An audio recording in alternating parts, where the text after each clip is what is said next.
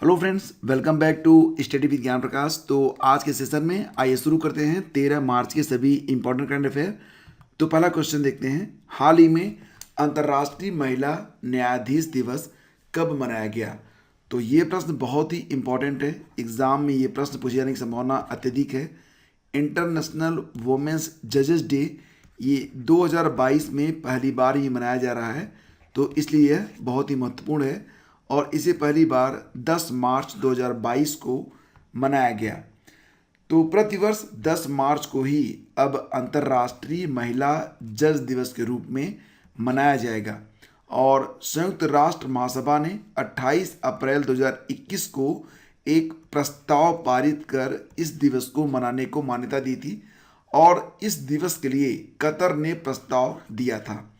तो याद रखना कि 10 मार्च को प्रतिवर्ष अंतर्राष्ट्रीय महिला जज दिवस के रूप में मनाया जाएगा।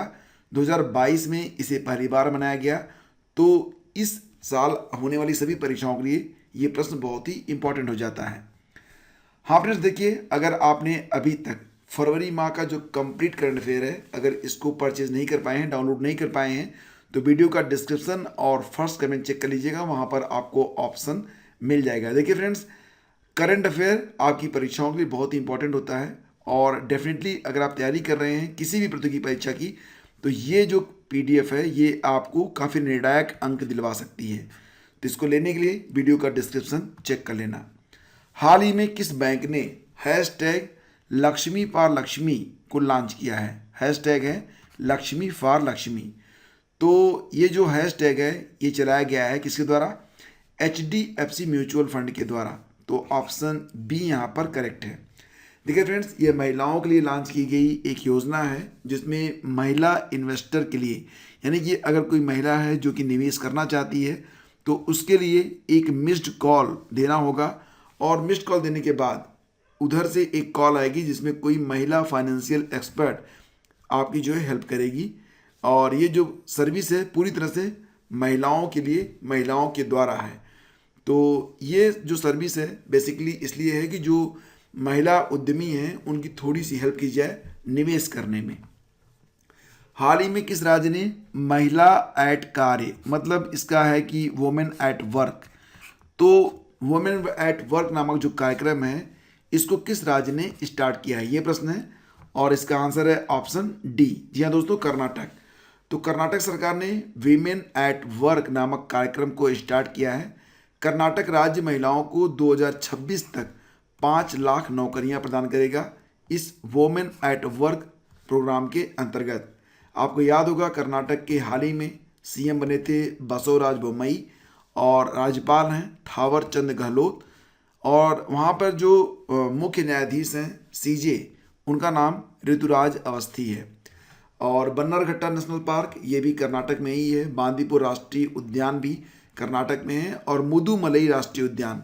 तो इन तीनों में से कोई न कोई एक उद्यान अक्सर परीक्षा में पूछा जाता है, तो तीनों के नाम आप थोड़ा सा याद कर लेना।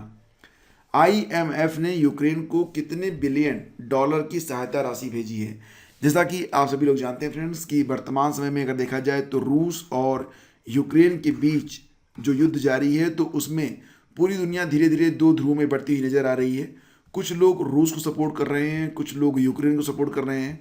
हालांकि रूस पर इस समय सारी दुनिया ने तमाम तरीके के प्रतिबंध लगा दिए हैं और इसी बीच यूक्रेन को 1.4 बिलियन डॉलर की सहायता राशि भेजी गई है इंटरनेशनल मॉनेटरी फंड के द्वारा।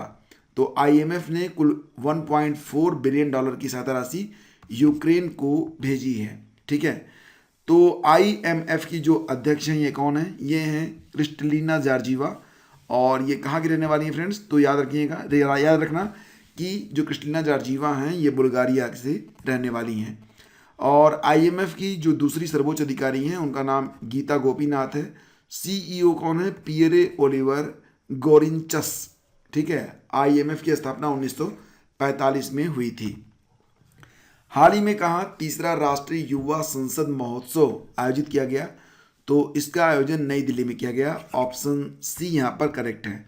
देखिए friends, national youth parliament festival NYPF का ये तीसरा संस्करण था जो कि 2022 में आयोजित किया गया।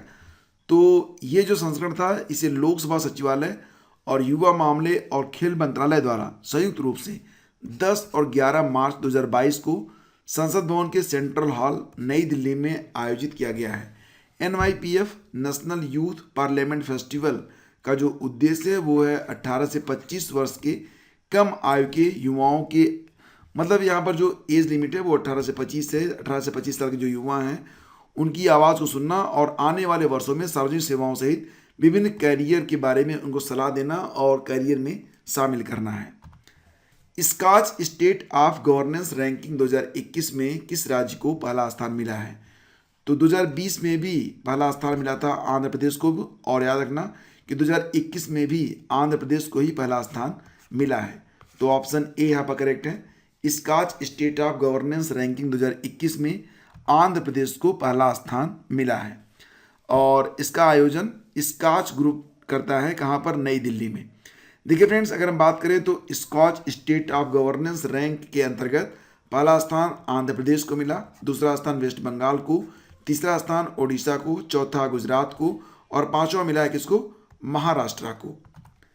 राष्ट्रीय अपराध रिकॉर्ड ब्यूरो का 37वां स्थापना दिवस कब मनाया गया? When was 37th foundation day of national crime records bureau celebrated? तो इसका आंसर हो जाएगा ऑप्शन ए, यानी कि 11 मार्च को। तो इसकी स्थापना कब हुई थी? यहाँ पर NCRB की वो 11 मार्च को ही हुई थी, और यही वजह है कि प्रतिवर्ष 11 मार्च को इसका फाउंडेशन डे मनाया जाएगा। 1986 में इसकी स्थापना हुई थी। वर्तमान में डायरेक्टर कौन है? विवेक गोगिया जी हैं। और एक बात याद रखना कि NCRB या गृह मंत्रालय के अधीन काम करता है। Role of labour in India's development जो किताब आई है, तो इस किताब का विमोचन किसके द्वारा किया गया? तो इस किताब का विमोचन किया गया है भूपेंद्र यादव के द्वारा। ऑप्शन बी यहाँ पर करेक्ट है। तो याद रखना कि 9 मार्च को भूपेंद्र यादव जो कि यूनियन मिनिस्टर हैं लेबर एंड एम्प्लॉयमेंट के, तो उन्होंने इस किताब का विमोचन किया है। तो हाल ही में एक किताब और आई है on board my years in BCCI। तो ये जो किताब है ये किसकी आत्मकथा है? रत्नाकर शेट्टी की है, तो ये भी याद रखना। ब्लूमबर्ग के अनुसार रूस और यूक्रेन युद्ध के बीच भारत की कौन सी रिफाइनरी यूरोपीय देशों को तेल की सप्लाई कर रही है? देखिए फ्रेंड्स, इसका आंसर हो जाएगा option A, Reliance Jamnagar refinery.